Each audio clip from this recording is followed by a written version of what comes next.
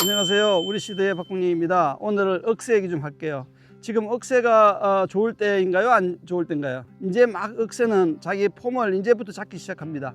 억새가 가장 좋은 때는 언제냐면 8월 20일 이후에 꽃이 피기 시작하면서부터입니다. 늦는 품종 9월 20일부터 꽃이 피고요. 조금 빠른 친구들은 7월 20일부터 피는 친구도 있는데 어쨌든 지금은 억새가 아직은 두각을 나타낼 때가 아닙니다. 그런데 이 품종 보이시죠? 억새의 리틀 지브라라는 품종입니다. 이 친구와 반도 안 되는 이 친구가 있습니다. 이 친구가 바로 꽁의깃 햇살이라는 품종입니다. 이 품종은 제가 만들었고요. 리틀 지브라는 유럽에서 만들어진 품종입니다. 그래서 지금까지는 유럽에서 만드는 이 품종이 주로 쓰여왔습니다. 이 친구는 일반적으로 호피무늬 억새보다 키가 아주 낮고요. 그렇기 때문에 쓰러지지 않습니다. 그런데 그것보다 더 낮은 게 이 친구입니다. 이 친구는 제가 만들었고 로열티를 받기 위해서 테스트 들어가 있는 상태입니다. 올해 테스트 끝나면 내년부터 로열티를 받을 수 있을 거라고 생각합니다.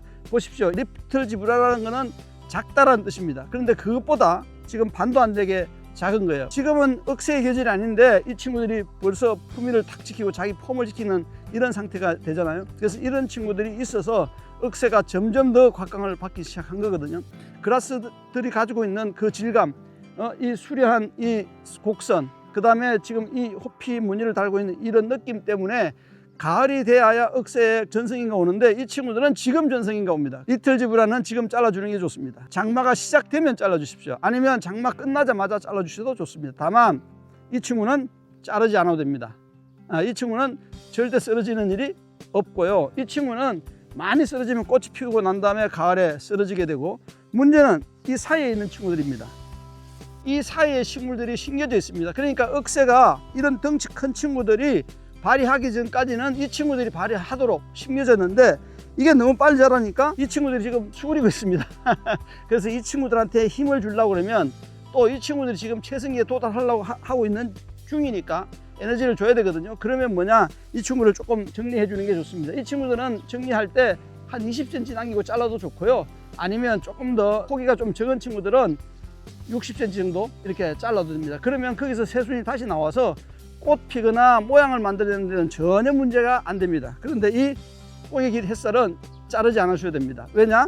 자기가 적당히 작아져 있기 때문에 그렇습니다. 그 다음에 이 친구가 가장 큰 장점은 뭐냐, 이런 친구들은 품종이 외선을 납품된 품종들이 있는데 대부분이 녹병이 약합니다. 가을이 되면 이파리가 까맣게 갈색으로 타는 그 증상이 있는데 이 친구는 그런 증상이 나타나지 않는 친구입니다. 그래서 이렇게 우리나라의 정원에서 활기가 있으니까 유럽에 가면 백전백승하는 거죠. 이 친구는 꽃이 피면 이렇게 쓰러지게 돼 있습니다. 반드시 쓰러지게 돼 있거든요. 그런데 이 친구가 그나마 가장 안 쓰러지는 억새 리틀 지브라입니다. 그런데 보세요. 깨끗하잖아요. 이게 안 쓰러지죠. 이게 안 쓰러집니다. 그래서 이 친구를 적극 추천하고요.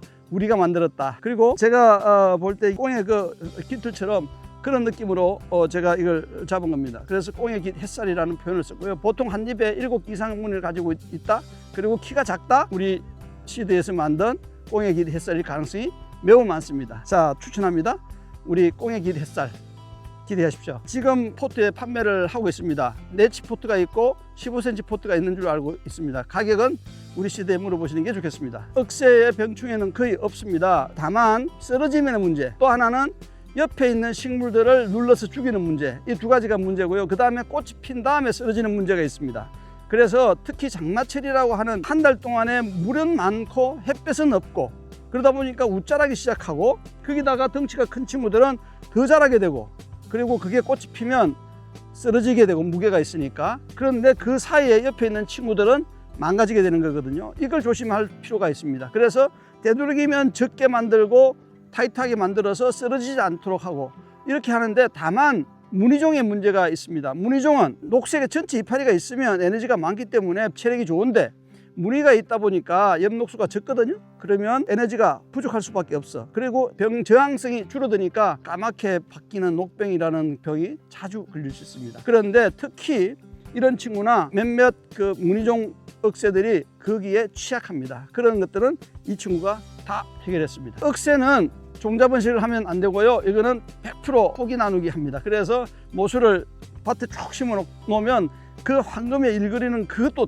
굉장히 멋있거든요. 이렇게 포기를 하나하나 두는 것도 좋지만 일렬로 라인 식재를 하거나 할 때도 굉장히 좋습니다. 그리고 그것들은 100% 가을에 아니면 이런 봄에 나눠 가지고 포기 나눔해서 정식하게 됩니다. 우리가 해남 농장도 있고 여기도 있으니까 어마어마하게 많은 양들을 해놔서 지금 이런 거는 2, 3만 개씩 아마 지금 준비되어 있는 걸로 제가 알고 있습니다. 아까 말씀드린 데 전지라기보다는 커팅을 해야 되는데 전지라는 개념보다는 아예 잘라주는 그런 게 좋은데 되도록이면 가을 이전에 하는데 가을 이전에 1, 2회 할 수 있습니다. 1, 2회라는 게 뭐냐면 이 친구보다 더 큰 굉장히 큰 품종이 있습니다. 그거는 100% 2번 잘라야 됩니다. 그런데 이 친구는 한 번 정도 자르면 되고 이 친구는 안 잘라도 됩니다. 그 다음에 또 하나 있습니다. 억새 무늬가 없지만 모닝라이트하고 그린라이트 같은 친구들은 잘 쓰러지지는 않습니다. 다만 그런 친구들도 꽃이 필 때 쓰러집니다. 그러니까 꽃이 피기 전에 한 번 정도는 잘라서 키를 낮춰줄 필요가 있고 반드시 제가 아까 말씀드린 것처럼 우리가 지금 정원에서는 한 식물을 쭉 심는 게 아니라 식물과 식물을 심어가면서 그 사이에 다른 식물을 심기 때문에 다른 식물의 생활할 수 있는 시간을 줘야 되는데 양분을 줘야 되는데 이 친구들이 독차지 해버리면 점점 그런 식물들이 줄어들어서 다양성이 줄어들게 되거든요, 정원에서. 그렇기 때문에 우리가 관리할 때 억새는 한 번 정도는 커팅한다. 그 다음에 그때는 언제다? 장막이 오거나 장막 후가 좋다. 이렇게 생각하시면 되겠습니다. 구입은 번호에 나와 있는 것처럼 우리 시드나 가든 좋아해서 할 수 있습니다. 이 밑에 지금 들어있는 것들을 좀 보여드릴게요. 이게 붓꽃도 있고요. 그 다음에 수크령입니다.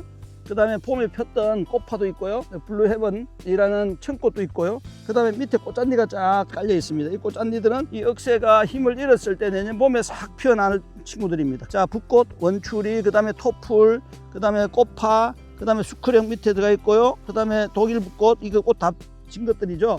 그래서 이 친구가 옆에 있는 친구들하고 잘 사이좋게 지내게 하려고 그러면 한번 커팅해서 이 친구들이 몸에 더 힘을 받을 수 있도록 이렇게 해주면 아주 좋을 것 같습니다.